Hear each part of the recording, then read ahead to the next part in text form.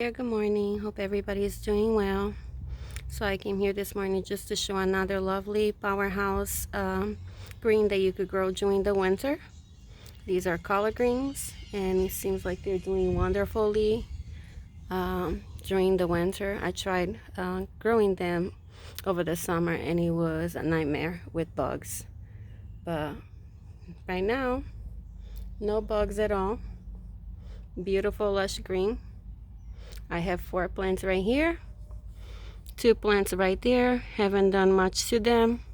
Just water them, nice soil, and they're doing wonderful. So why not try growing your collard greens? And maybe you'll be able to integrate them on a green juice like I did with turmeric and ginger from my own garden. So go out there, grow your greens. You won't regret it. Have a good day.